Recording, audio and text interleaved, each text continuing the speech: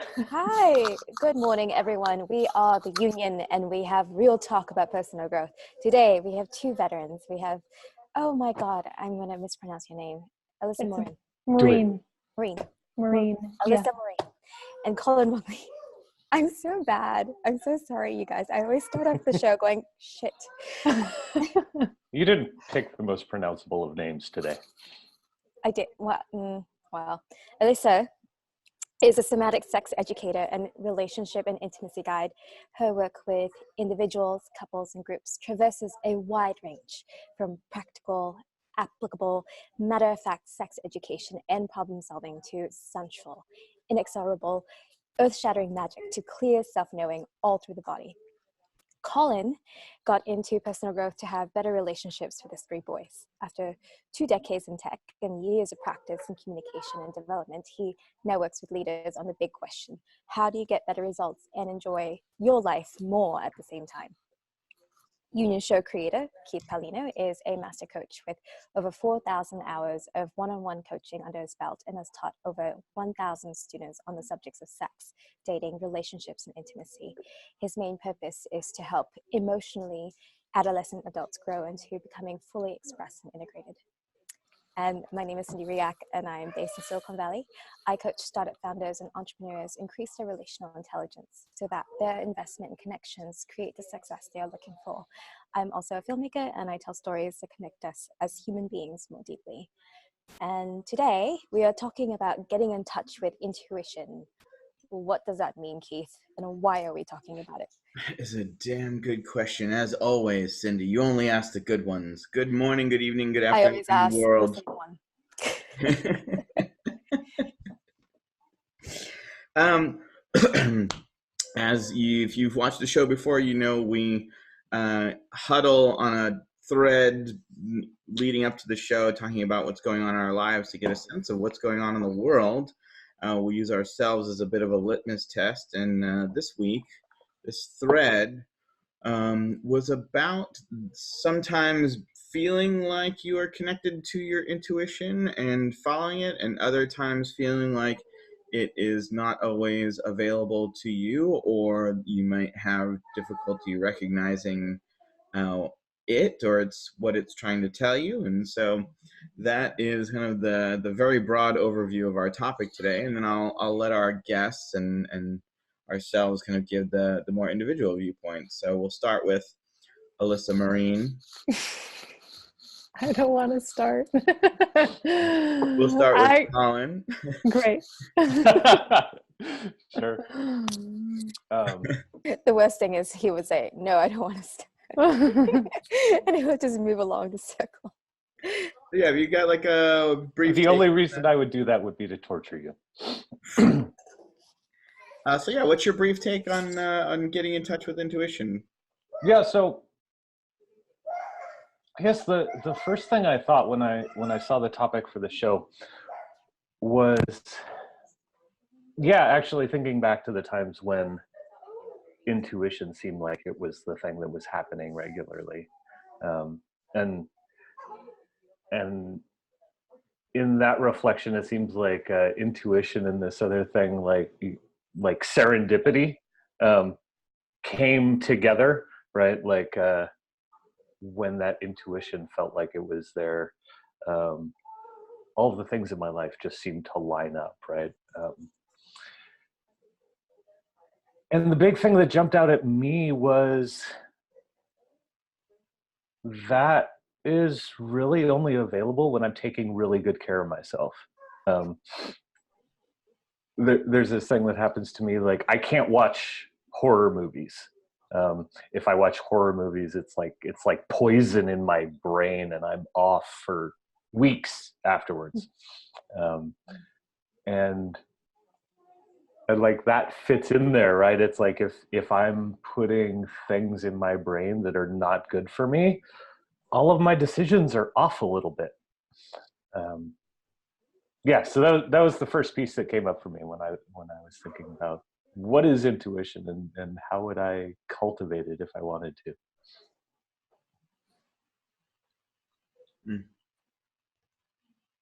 Okay, thank you. You ready now? Yeah, I think I'm ready now. Thanks for letting me pass. I was not ready before then. The beauty of doing a live show. Yeah. I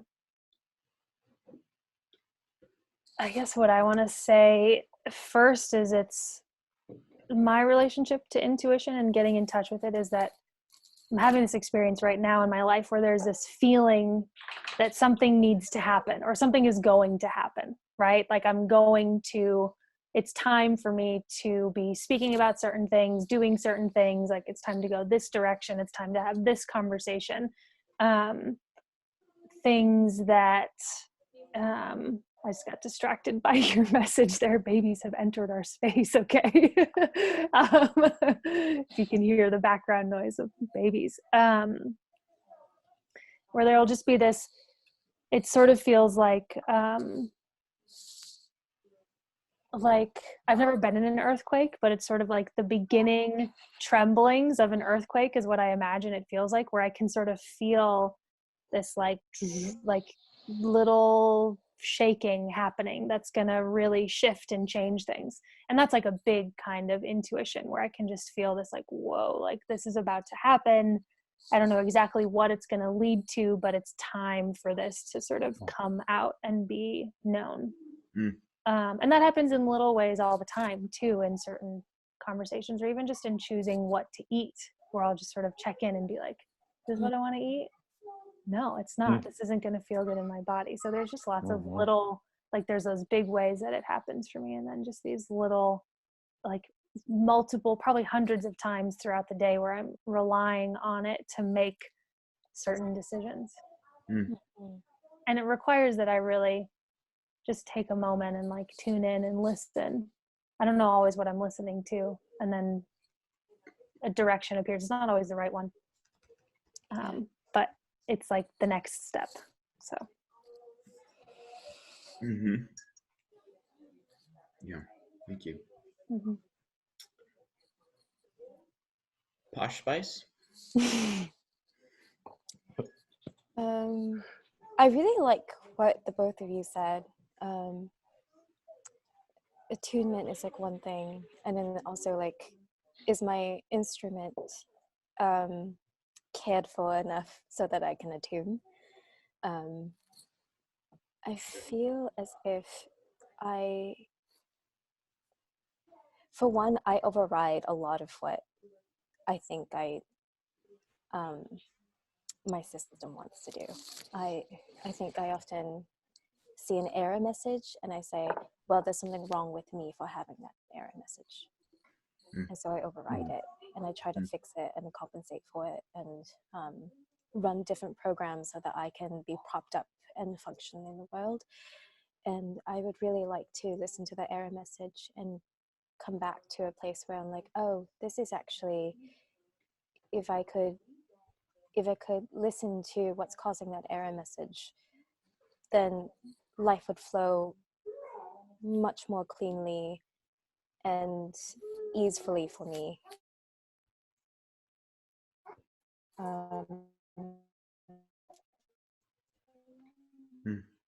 And it's been a real struggle. I think I've overrode a lot, and it's been my strength and my weakness to just say, I'm just gonna push through things and then come out on the other end exhausted and very sad and resentful, and I would really like to stop doing that.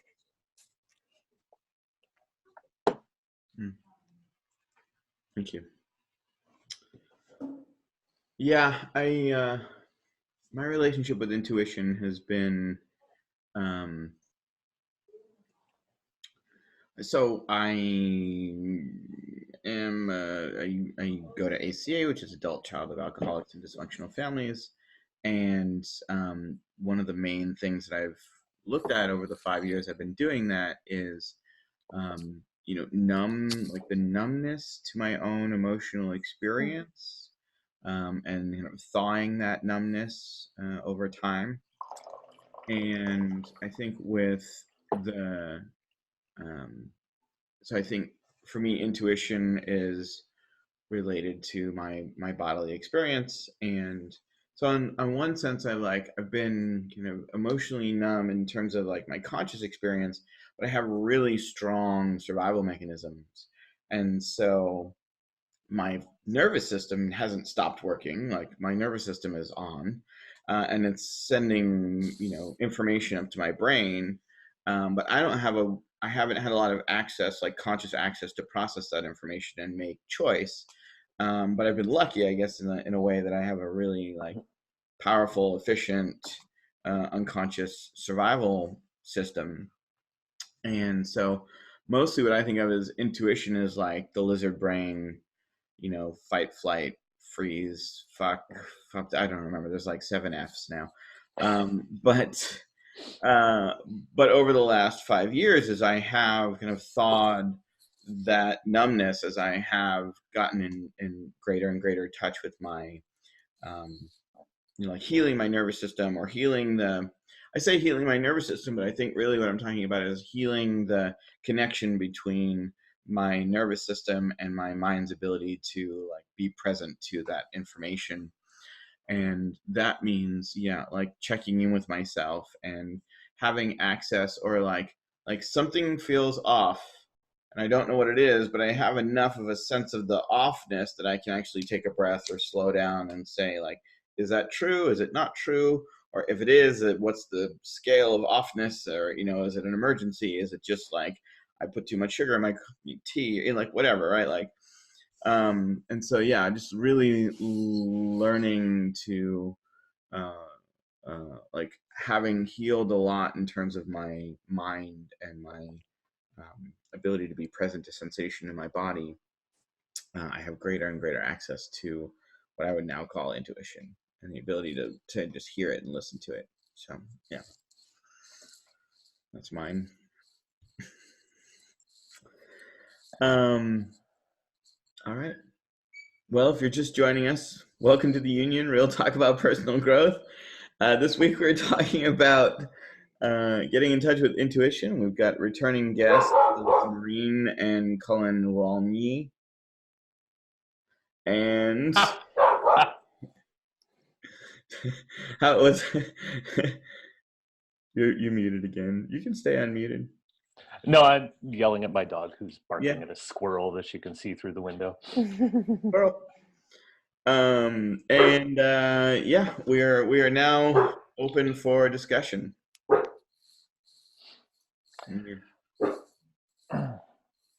I think my favorite part of all of that was towards the end when Alyssa said, and it's not always the right path. Like it seems like one of the big prices to following it is like, oops. Sometimes oops happens. Yeah.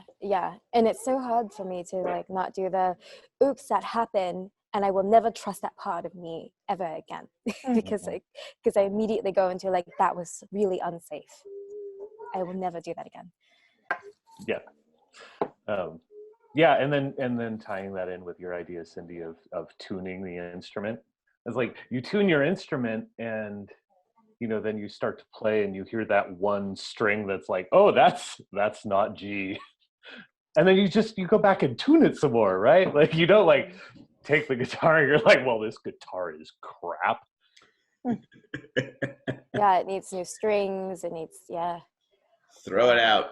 Yeah, go full Kiss and just bash it on the stage, right?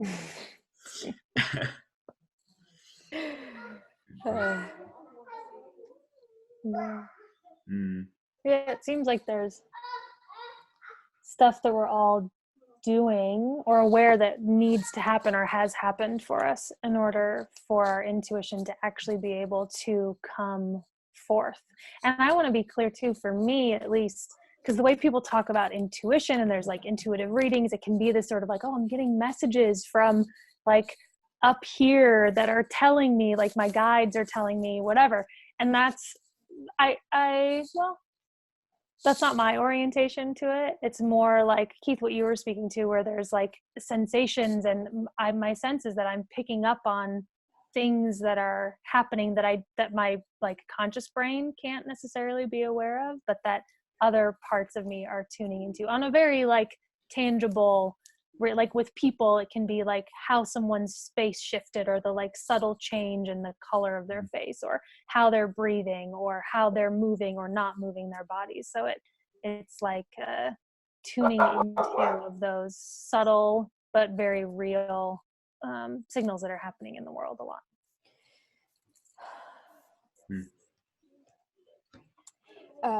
I just came out of another NLP training weekend, and we were exploring a lot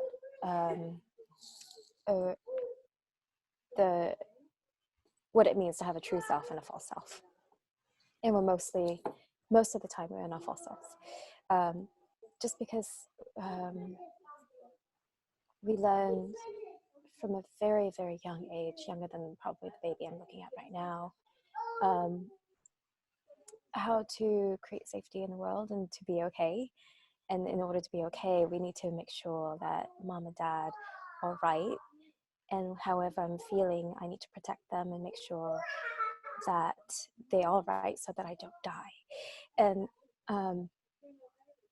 that gets carried forth from such a young age. And like, I remember feeling really distressed over the weekend. And I'm like, so how do we get back to our true selves? How do we go back from like this intuitive knowing of like, this is how I would like to operate in the world, regardless of any conditioning? And it's just a really tough thing to do, because it just fights through connection to our ancestors, connection to wars that happened generations ago, to how the earth shifted, to earthquakes, to natural disasters, like, and I guess like my point is, it's that truer self that we know is like having a relationship with our conditioning in a way where we can have more choice, right? So like, I think looking at intuition from that way, I wonder how you guys how you are in relationship with your intuition, and how you like, do you ever judge it? Do you, like Colin had said earlier, like, oh, like the thing, or like what you said earlier, like it led me astray, or whatever, like how do you relate to it in such a way where you actively choose it? Well, for me, intimacy feels like death, so I try not to have a relationship with anything or anyone, and that includes my intuition. Well, mic drop. Fair. If I'm being honest. I mean, just that is the voice of my survival mechanism, though, for sure. Like, intimacy outside of my understanding or my templates of it equals, red lights across the board. And so, yeah, it has been a slow and tender thing to create a relationship there. And I usually do it for myself with parts work. So it's, like little one, adolescent, young adult, integrated or disintegrated are kind of my little matrix for myself. And yeah, it's slow. And the younger I go, the slower it is, basically. Like, it's relatively easy to have a fair and nuanced conversation with an adolescent. Less so with a 6-year-old. And so kind of explaining how I know, it's not even explaining, it's just like, how do I create that culture of internal safety where they can trust that even though they don't understand and they still feel powerless, that I've got their needs handled. And that is how, and the more that happens, the more access I feel I have to that kind of raw nerve information, or I have awareness of it or something.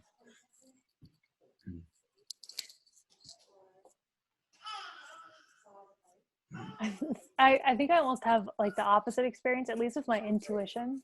Like intimacy with other human beings is really getting a lot better at it, but it's been historically challenging throughout my life. It's only been in the last 7 years that I even thought anyone wanted to know anything about what was going on in here. Before that, it was just like, why would I say anything to anyone? Like no one really wants to know. Which feels sad to remember that. But I was in so many situations since the day I was born, it feels like, where I've been sort of thrust into things before I had any support or training. And then I just had to figure it out. And so it feels like for my whole life, and this still happens to this day, I've just gotten to form a relationship with my intuition and instincts, and those sort of blend together for me, where I don't have anything else to rely on besides myself and the information or the impulses and instincts coming through me. And so I've had this really intimate relationship with that part of myself because of a lack of guidance and support from other humans. So it's both this like blessing and it's heartbreaking at the same time for me, where like that feels really solid for me. I question it in relationship to other people. I don't question it in relationship to myself. Like when I'm in groups, Cindy, I often have the experience that you're speaking to, where something will be happening for me. Something doesn't feel right. I'm scared. I'm whatever. And I assume that it's just me, that I'm the problem. This is like an active thing that I'm trying to shift and change. And it's uncomfortable having something that doesn't feel right. Because then I'm like, oh God, it's going to impact the whole group and we're going to have to stop and everyone's going to be upset and I might be wrong and like, but I'm learning that usually there's something in the field of the group that I'm holding that might be happening for other people. And if I actually speak to it, I at least get some amount of relief. But it's fucking hard. Yes. It's terrifying. Yes. So absolutely. I resonate so much with that experience, actually. Like, oh, is my experience also valid and not wrong or bad or whatever, negative meaning I put into it? Like it's really hard to trust that it's also, it could also be true for other people and like a valid and relevant experience to point out. Yeah, relevant. Yes. And I think that, like I don't experience it personally internally, but I experience it through my interactions with others, where I think the opposite is also true, where there's like no connection to that, and so there's no questioning of the experience at all. Like their experience is just the only valid, true, and correct one there is. Right? I think that's the other kind of, the opposite of crazy is still crazy there. I'm just laughing because those people, of course, triggered the shit out of me, because it's the opposite of and I'm like, God, they're taking up so much fucking space. Don't they realize that? Can't they be aware that there's a whole other group? It's so, I can watch it now where I don't just get enraged, but I'm like, oh yeah, okay. So funny. I'm totally in your circle. Oh my God. Oh my God.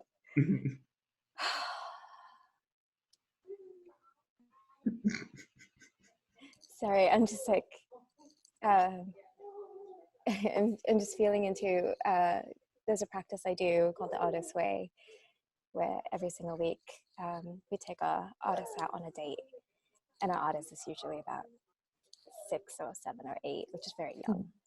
So sometimes I find myself like taking chalk out onto the sidewalk and just like spending time on the sidewalk and like feeling the heat and like smelling, and then I let my 6-year-old take over, and I really want, as I'm developing this relationship with that really young one, I really want that to not be in the driver's seat per se, but like have more of a say in my day-to-day decisions and interactions. Like, oh, like right now, all I want is a big hug.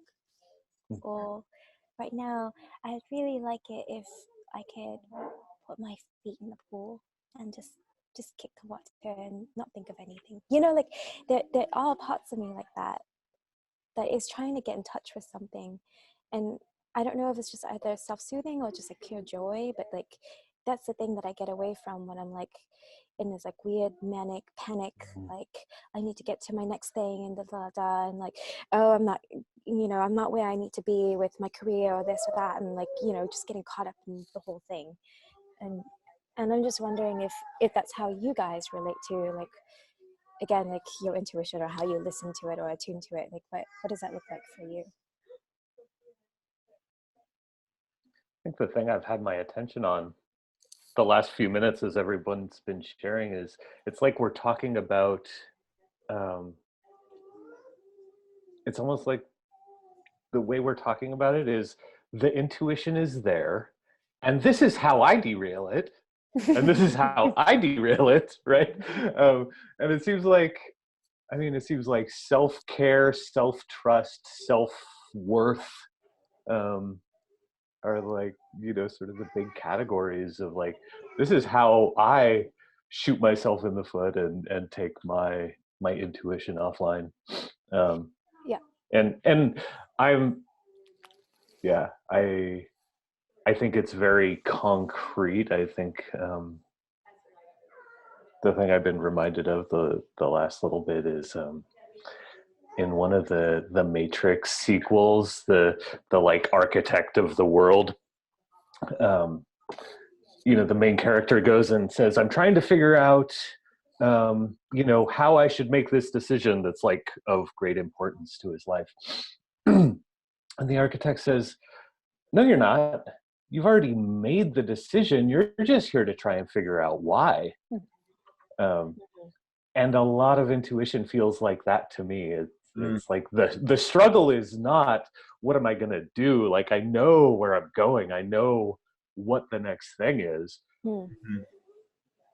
For me, it's like my brain, that really strong rational part of me, refuses to act until I have some solid, like, oh, and this is why I've decided to do this. I get stuck until I can like give the flow chart of like, this is why this makes sense. And then like, even as you're saying that, I'm just like, oh, there's like safety patterning that might be in there. And I'm just wondering like, oh, like that's how you tend to access. Sorry, no, that's not how you access your intuition. I don't know. I guess like you didn't directly answer my question, so now I'm confused. You're really good at avoiding my questions. You. All right. I want another shot. Tell me your question again. You lost your chance. Anyone else? I can answer a little bit.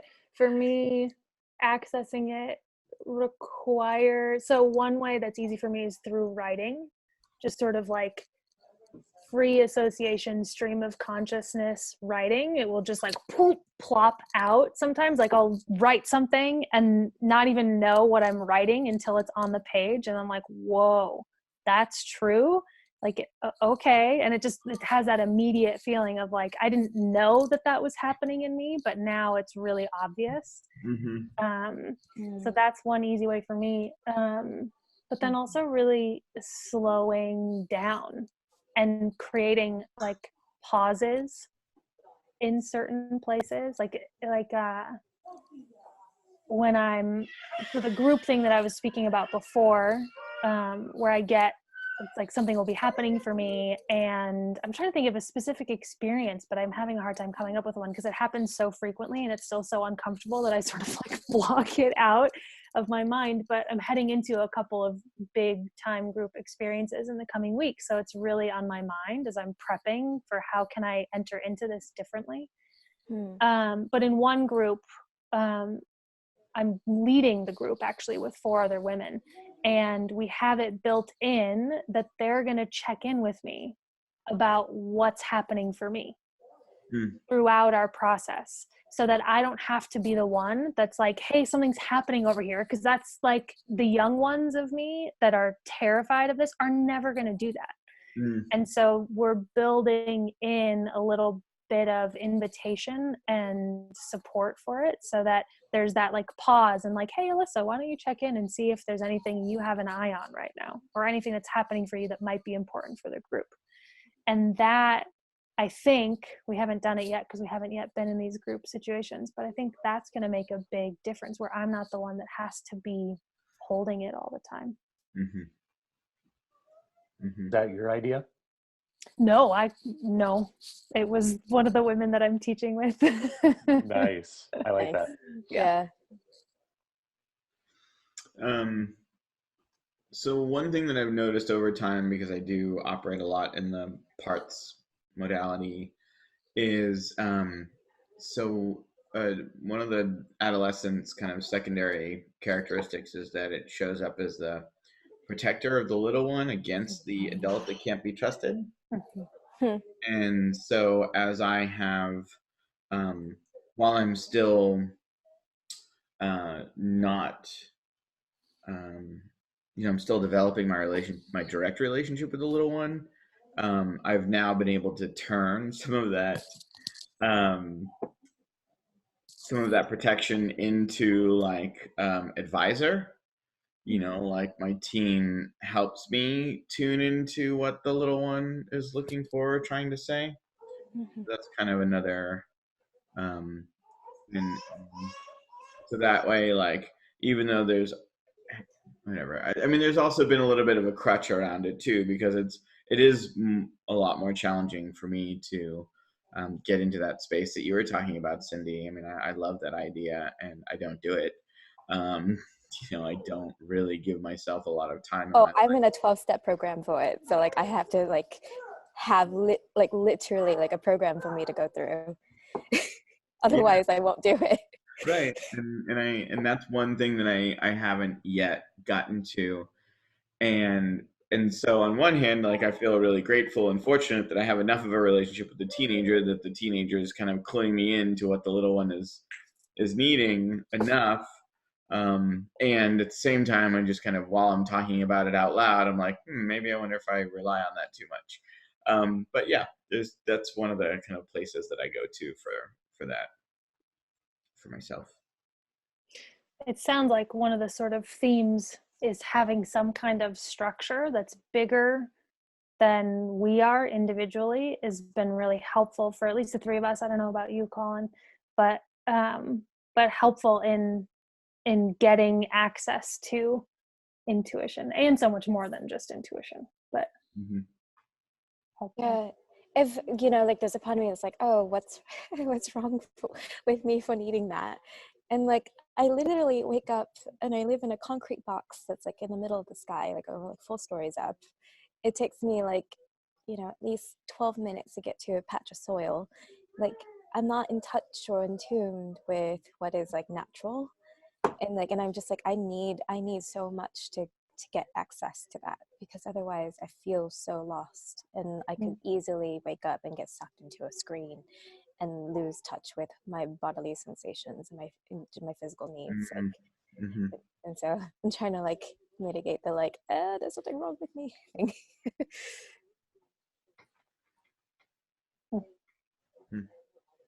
Yeah, I think it's because the structure, the way that we're raised and the structure of our world has us doing everything to get out of our intuition and instinct and out of our bodies. And so it makes sense that we would then need structure that holds us into a different system that actually invites that.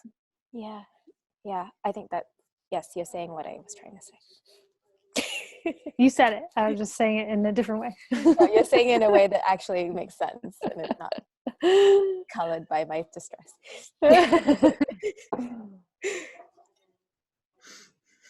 Colin, do you have something to say? What are you sitting on?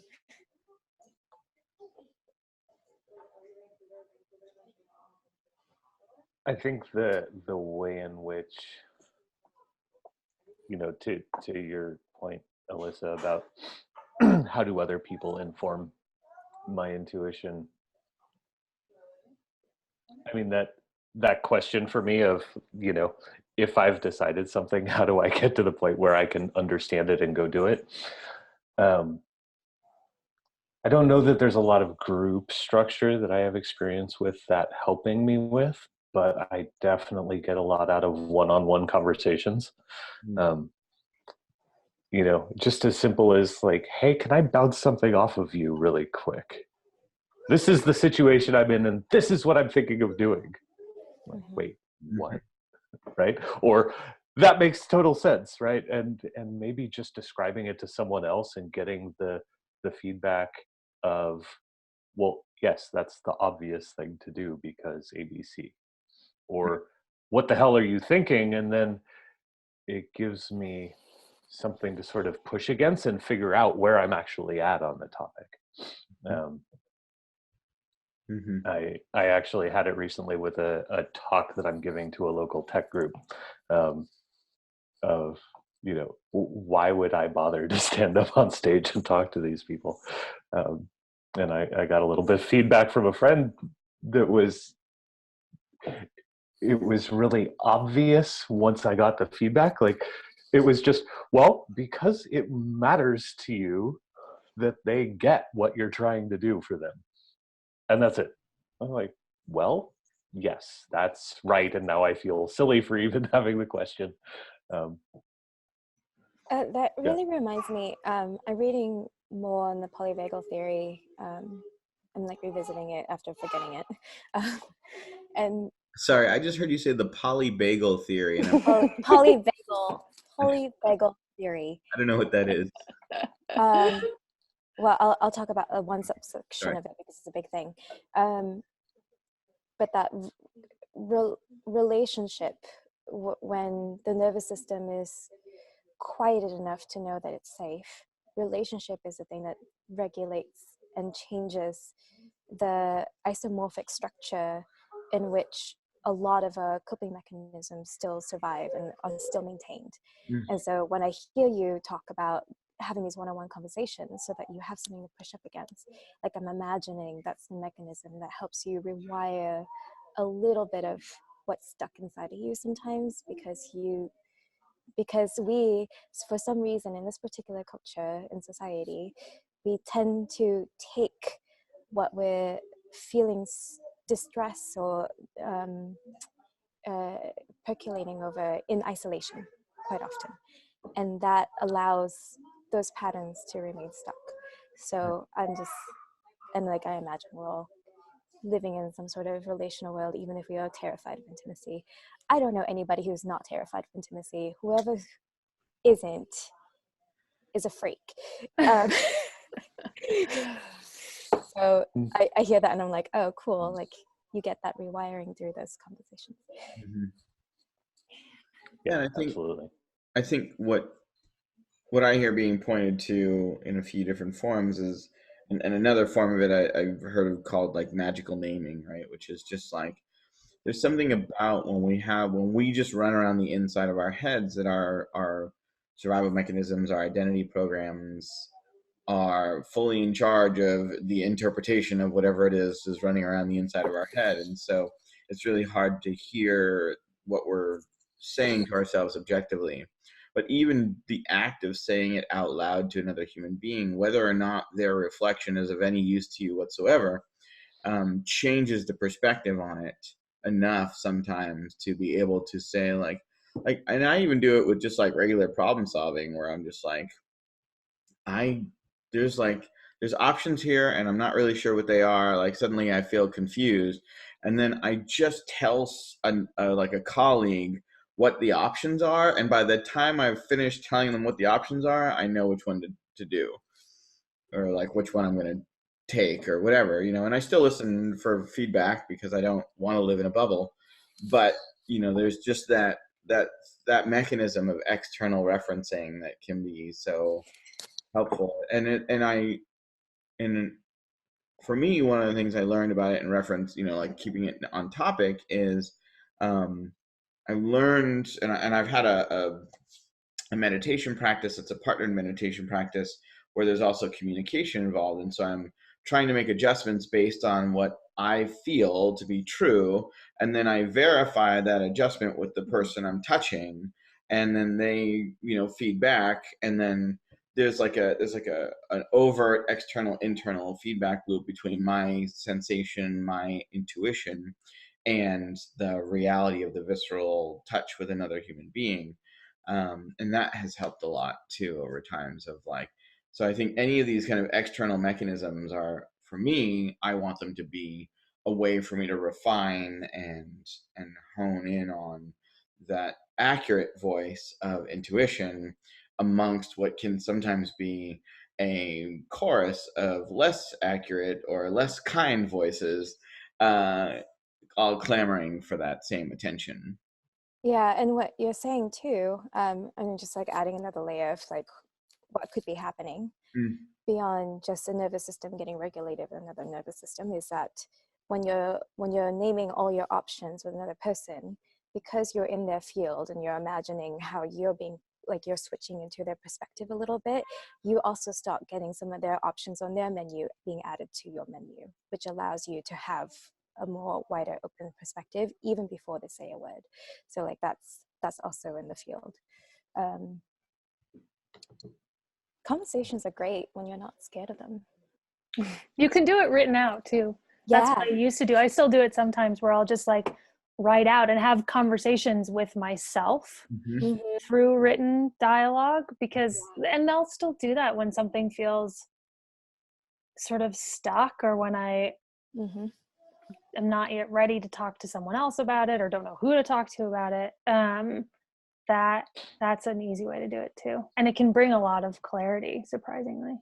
Yeah, I love that. It's interesting because what you're talking about sounds a lot like the morning pages. So it's also a part of the Artist Way. Yeah. So like it's, she calls it a practice of being in more relationship with yourself. And so it's really cool that you're like naming the thing that I'm like working really hard to do. I have a really short format of that. I actually text myself. I don't know how it is that my like phone can like send text messages to itself, but I have a whole thread of me texting myself and coaching myself and like going through the whole thing, and like I try and read it like it's one of my clients, you know, like what the fuck is this guy thinking?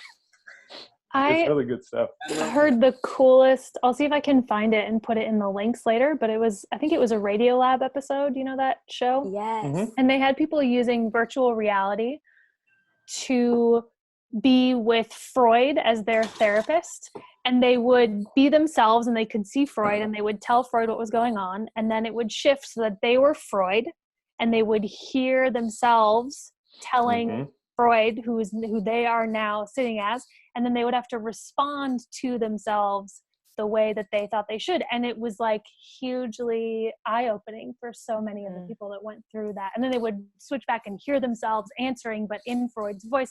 It was this whole wild thing where you can get so much support from yourself if you get a little bit of a perspective on it. Yeah, that's wild. That's a virtual version of the two. That's amazing. I love that. Yeah, that's cool. I like that a lot. I think I might be a little bit more interested if it wasn't Freud. Well, like, I know. Like, can we get rid of the like Freud face? We already know that he's a limited there? father. That's not the father we want. But I mean, unless I want to talk about my mom, because like then it might be like just the thing. Oh, then we're gonna have to talk about the Oedipus complex and all that stuff, right? Oh, sorry, I went too far. It's not like our minds connected that when you said it.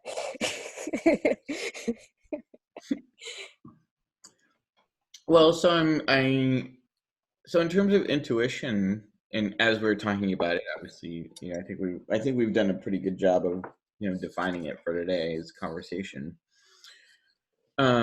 What, you know, like for me, one of the things I like to talk about on the show, especially when I try to consider our audience, is like, you know, what was life like without access to it? You know, how was it? You know, like that kind of. Colin's having a big experience. He's like, well, yesterday. Yeah. Or this morning. I'm joking. Yeah, I mean, just as a because one of the things I love about this show is that we do get to show the arc of practice, and we are very vulnerable about, you know, our lives, and you know. But not in the like, you know, I used to be a terrible person and then I did these 12 steps, you know, like this is like a very kind of raw thing that we do. And I really do love it when we talk a little bit more about like what was life like, you know, before practice of trying to get in touch with intuition in whatever form that's taken for us. Sex, drugs, and rock and roll. It's funny, my life became that after getting in touch with my Yeah. intuition. Yeah, same. Quite honestly. Same. Yeah. Well, then More on your Alyssa's side over unintuitive life is much different from mine.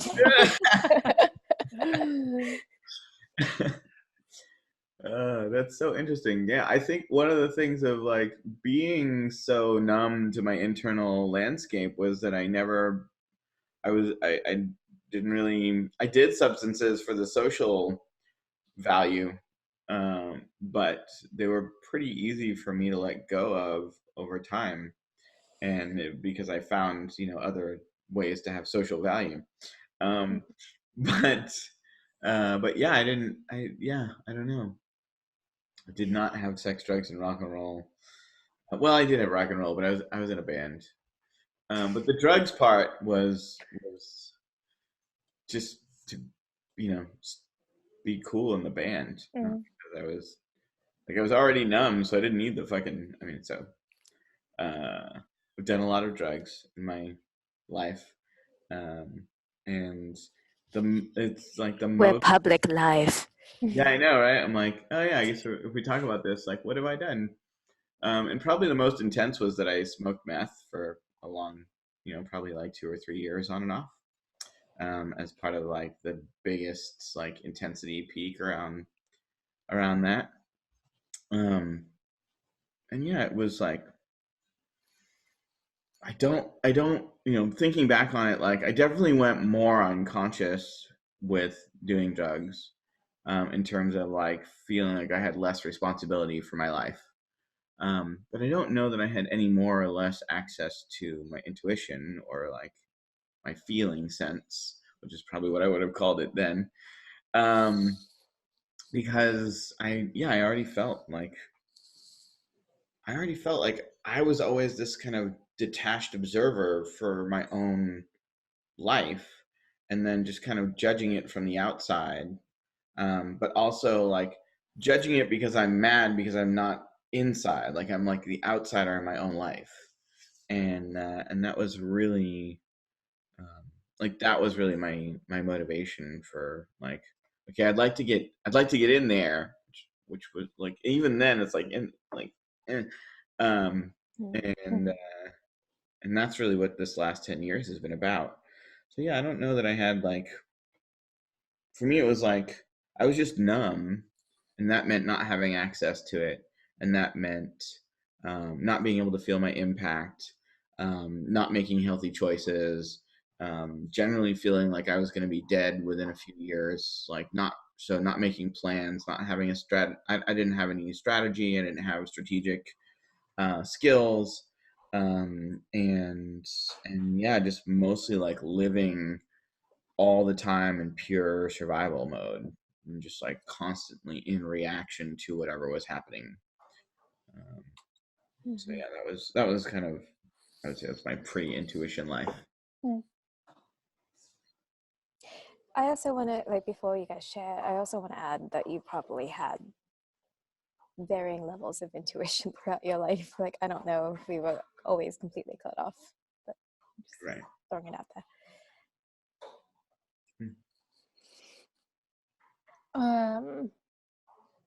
For me, because my intuition, my relationship with it has been pretty solid, but like I said, it wasn't relational in any way, or I wasn't relational in any way. That's an exaggeration. I had friends. I wasn't just alone all the time, but I was fucking lonely, was really the experience. And like pulled in and really limited. Like I wasn't really, like I was super quiet and shy, and I'm still quiet and shy. I always will be, but like I was living, it felt like I was several inches from the surface of my skin, if that makes sense. Like I was sort of pulled in away from the world, because it was for all kinds of reasons, because it was scary and overwhelming and didn't make sense to me, and et cetera, et cetera. And so what's happened is I've gotten more in touch with it, or let it out more and let other people in, and sort of broadened everything out as I get to, it's so much more fun. I mean, it's way harder. It's way more painful in some ways and intense and overwhelming, but it's like, there's so much more space and contact and opportunity, and I get to do so many more things, which is really fun. Yeah. So space is really the feel. Like everything felt sort of like pulled in and contracted. And then as I started doing more work to bring it out and into relationship, there was just like, oh, like I don't have to stay here. I can live. I can like stretch out and like live in all dimensions.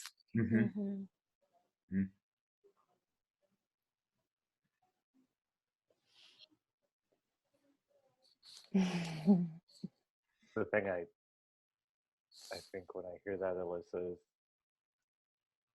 especially as we talk about intuition, like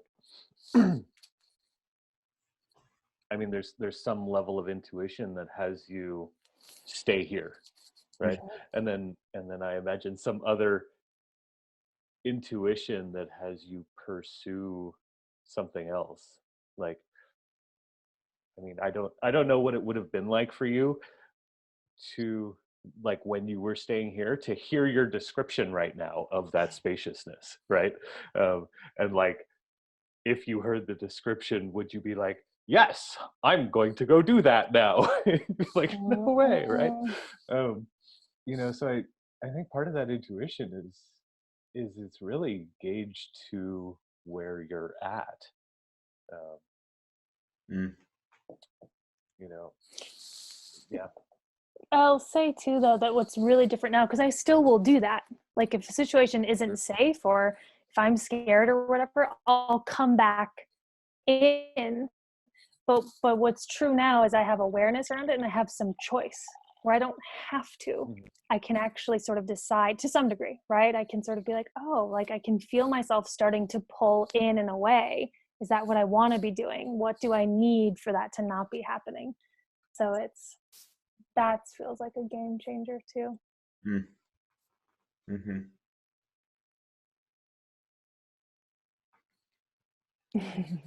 Colin, are you willing to say anything about what, you know, kind of life was like before? I saw you nodding your head a lot while I was sharing, but I wanted to make sure you had a...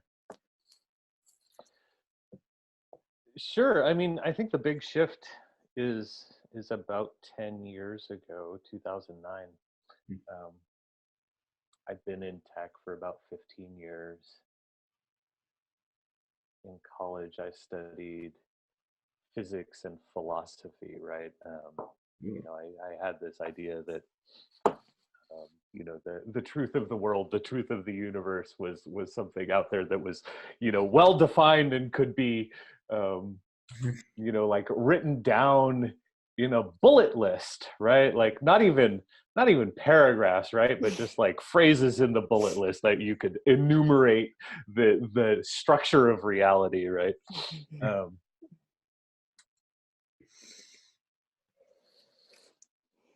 And I mean, I had some big struggles with relationships in the first decade of this year that caused a lot of wreckage and a lot of damage.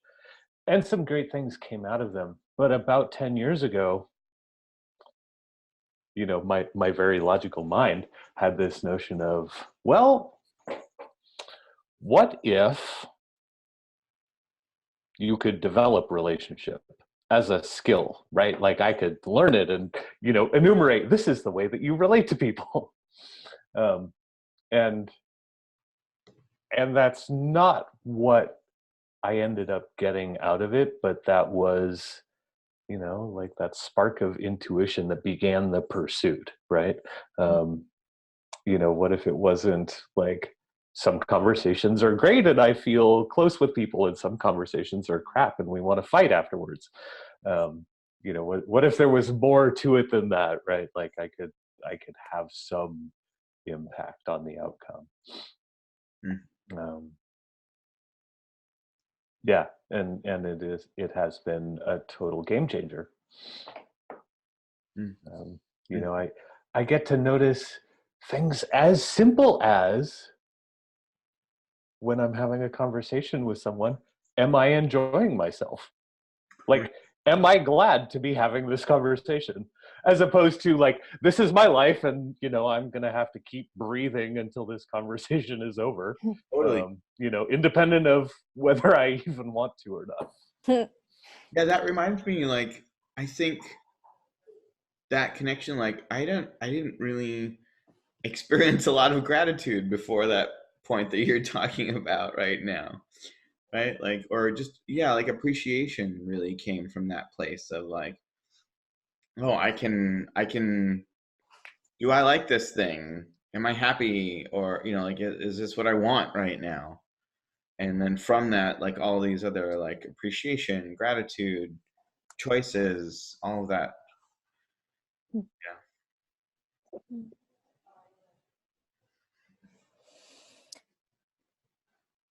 What do you think?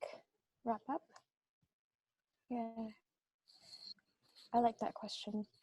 I know I made a joke about sex, drugs, and rock and roll, but I pretty much was, I needed the drugs and of myself. I was in a pretty bad place before I started doing my work. Yeah. And sex, drugs, and rock and roll becomes a completely different thing afterwards. Yeah, you start using different drugs. You start having different sex. Yeah. And then the rock and roll kind of maintains, you just don't stay out past 9 p.m. I mean, unless there's really good sex or drugs on the table, right? Right. Well, Well, nothing touches my sleep anymore. Oh, that's good. And just quickly, you know, I did kind of tease you earlier about the accent, and I just wanted to say very publicly how much respect I have for your dedication to your craft and your work. Mm-hmm. It's not the first time you've done a show in some character, and I actually appreciate it very much. And I couldn't fully be in that character. You wouldn't like her, and she wouldn't be doing any sort of self work. Sorry, that's not the character I'm going for.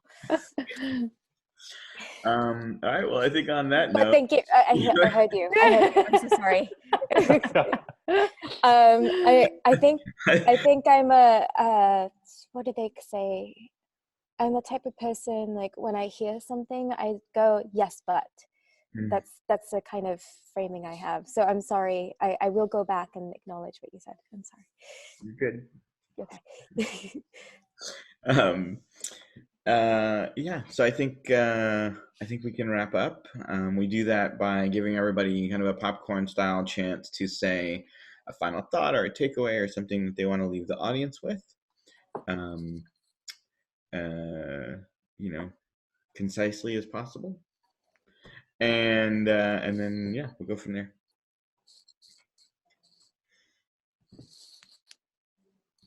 I think the biggest thing I'm leaving with is something we didn't quite get to while we were talking, but where my attention is now is how would I actually notice when I don't have access to that intuition? Like, yeah, I have my eye on, you know, where could I actually set up some structure like Alyssa was talking about, but just internally for, I would know whether or not that's online. You know, to say nothing of practices to bring it back or noticing how I'm shutting it down. I think just knowing to what extent it's there could be huge.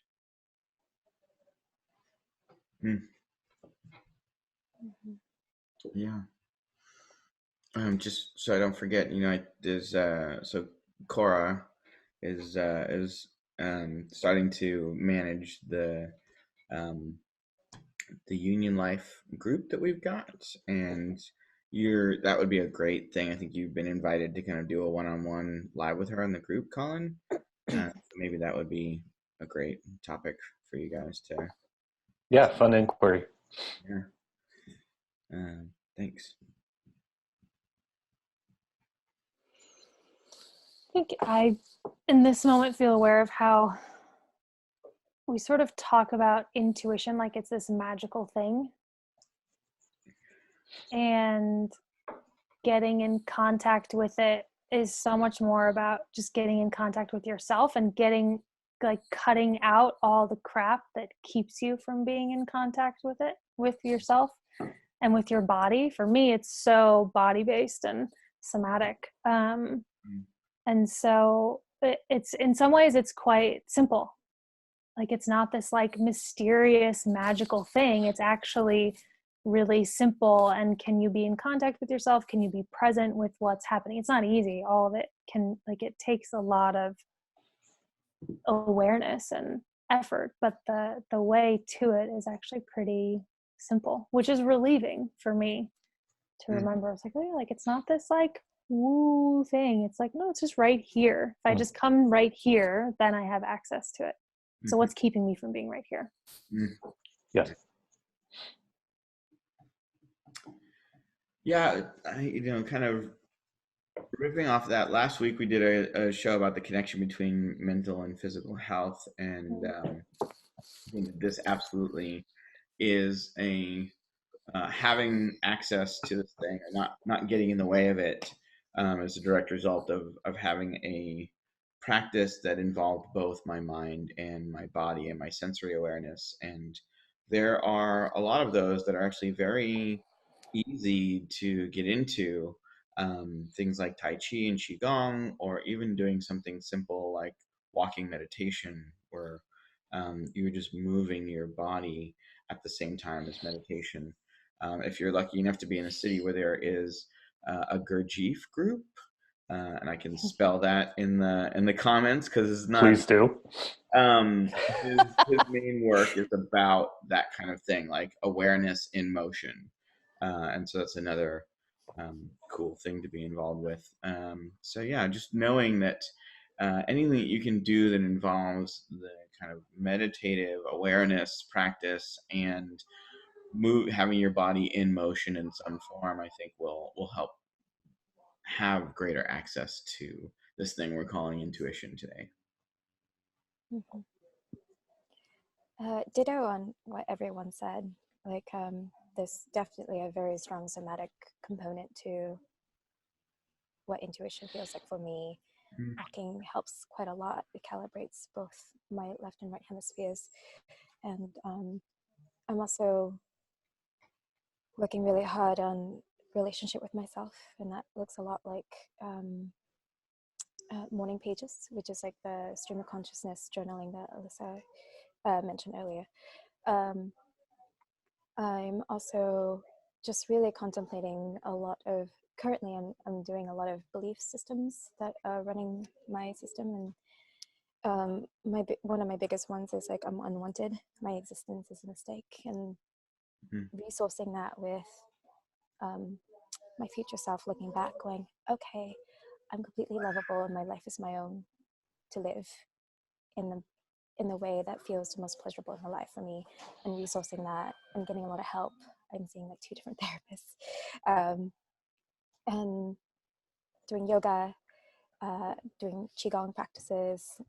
We currently just got into the Wim Hof method, so I'm doing a lot of cold plunges. So I do a lot of practices so that I could make sure that my gut and my soul and my mind and everything is fine. And I know it sounds like a lot, but that's the immersion program I'm in, and any one of those pieces could be helpful.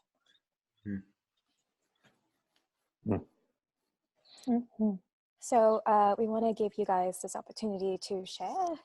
If you have anything going on, whether or not it's a program or one-on-one coaching, this is the space for you to share with our audience. So, Alyssa, do you want to go? Sure. You can head to my website, thiseroticlife.org. and see all the things that are happening. There's some programs on there. I don't have any courses upcoming as of this moment, but room for one-on-one people virtually and in person.